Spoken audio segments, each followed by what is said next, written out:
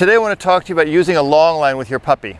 When you're training your puppy, it's really important that the puppy gets a lot of rewards for being with you, and we try to block the behavior of the dog being away from us, or we try to prevent him from going away from us. And the easiest way to do that is going to be with a long line. So as you can see now, this is about a 12-foot line, and Dwayne is away from me. So if I go, Dwayne, yeah, good boy, yes, and I give him the treat, he comes back. I can now start to drop this long line and kind of hope for him to check out.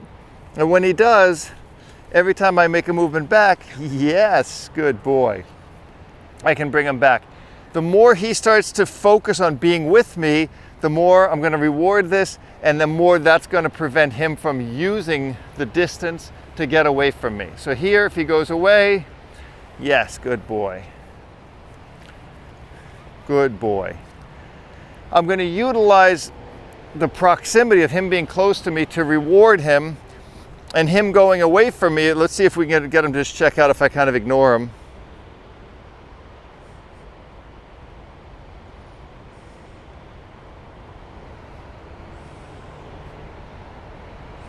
Hard to ignore me.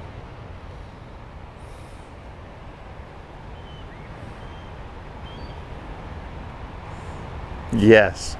I don't want to ignore that too much because I don't want to start teaching him a negative, which is to go away from me. I've been doing a lot of work, and Janet's been doing a lot of work with him to get him to really stay focused on us. So here, he's going away. Jay, Dwayne, good boy. So all I did is I stepped on the leash because Janet's running the camera right now. So if Janet moves, he'll probably take a look and try to go to her. Go ahead and move backwards to see if he'll just follow you a little bit. He's not seeing her moving because he's really focused on me. I'm going to put the treats away.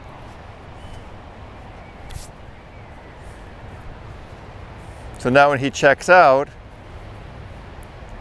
good boy, Dwayne. I can't get him to check out. So I'm going to come back to that part.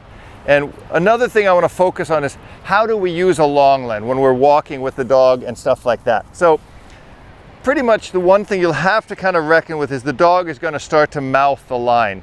And if he does, it's not a big deal. Don't worry about it.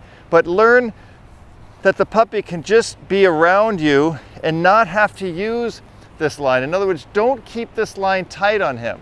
Just move around the yard and let him see that when he's close to you, yes, good boy, he gets praise. If I walk away, I kind of want him to follow me. Good boy, Dwayne.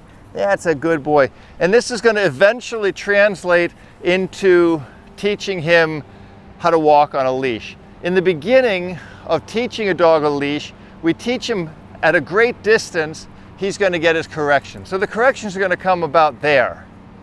Oh, good boy, Dwayne, good boy.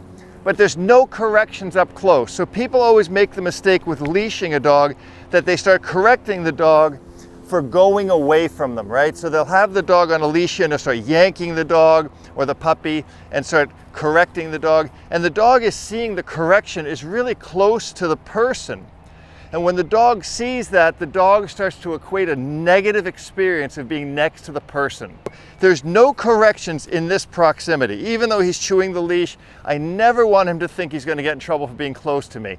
It's counterintuitive for the dog. The dog should only learn that corrections come when he's far away from me.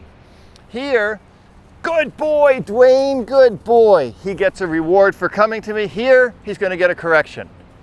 Good boy, he turns back to me. Don't make this leash a big object to the dog or else he's going to keep mouthing it. I'd rather have him just following me. Dwayne, good boy, right? And I can do the same exercise here with him by just moving away from him. He comes to me. I move away from him. Whoops, there he goes, gets a correction. He moves away, he gets a correction. And remember, he's going to be a puppy. So all his corrections are going to be for being away from me. Correction. But the corrections are self-inflicted. He's correcting himself. I'm not yanking him. I'm never mad at him. I'm never putting a verbal with that correction. I move away from him. He comes. That's a good boy, Dwayne. And there he's going to get a treat. I move away from him. He follows me. When he follows me, he gets a praise, good boy, or a treat, or whatever he wants. When he walks away from me, up, he gets a correction. But the correction is him correcting himself at the very, very end of this leash. So early phases, we don't do any corrections on the dog. We just let him go away from me. Dwayne. Good boy. Now you'll want to be careful that his back legs or front legs don't get tangled in it, because he could get hurt a little bit. But don't make a big fuss out of trying to get the leash out. So one thing you'll see people do all the time, they'll start doing this, they'll reach under the dog, they'll try to get the leash, and watch. As soon as I start doing these things with the dog, here, if I start reaching for this leash, he's going to grab my hand, now he's going to grab the leash, so now you've got a nightmare on your hands. Because you're showing the dog that this is something to play with. His leg is tangled, all I do is drop the line and I walk away from him. It doesn't have to be perfect. Good boy. Here. Good boy. Just try to keep the line from getting wrapped under him. Move away, loose leash, move away. Dwayne. Good boy. Don't yank the dog to get him to come in. Motivate the dog to come in. Yanking him is negative. Anytime I yank on a leash of a dog, the behavior I want him to do is to stop what he's doing. So if he's sitting there and I yank him here, I'm giving him a mixed signal. I don't want him to move. I'm going to yank him to be still, but I'm going to move to get him to move.